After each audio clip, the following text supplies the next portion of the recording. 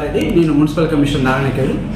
మనకు ఒక వారం రోజుల నుండి ఈ పారిశుద్ధ్య కార్మికులు రోజు ఈ విశ్రాంతి సమయంలో కానీ ఇతర సమయాల్లో కానీ మేము స్ట్రైక్ చేస్తాం, మాకు జీతాలు పెంచాలనేది ఒక డిమాండ్ చేస్తున్నారు.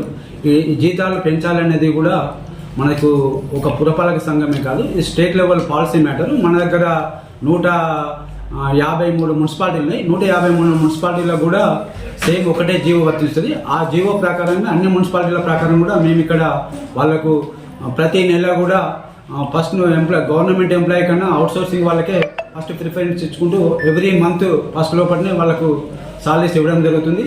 అదే కాకుండా ఈఎస్ఐ, పిఎఫ్ అనేది కూడా వాళ్ళకు మా పురపాలక సంఘంలో అప్డేట్స్ ఉన్నాయి. నెక్స్ట్ అది కాకుండా వాళ్ళకి సంబంధించిన లైబ్రరీ, అంటే వాళ్ళకి సంబంధించిన సబ్బులు కానీ, చెప్పులు కానీ, బట్టలు కానీ, ఇతరత్ర వాళ్ళకి రావాల్సిన అన్ని మెటీరియల్స్ కూడా అప్డేట్ ఉన్నది. కావాలని కొంతమంది మా కార్మికులను, పారిశుద్ధ్య కార్మికులను రెచ్చగొట్టి మీకు జీతాలు పెంచుతాం, మాకు ఇద్దరికి పెంచారు, మిగతా 80 మందికి పెంచాలనేది ఒకటి డిమాండ్ చేస్తున్నారు.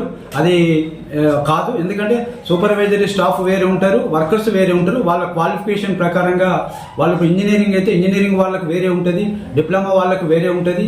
దాని ప్రకారంగా మన ఆదాయ వ్యయాలను చూసుకొని వాళ్ళకు ఒకవేళ వాళ్ళకు పెరిగేది ఉంటే మన ఆదాయ వనరులను చూసుకొని మనకు ఫ్యూచర్లో మనం పెంచుతాం.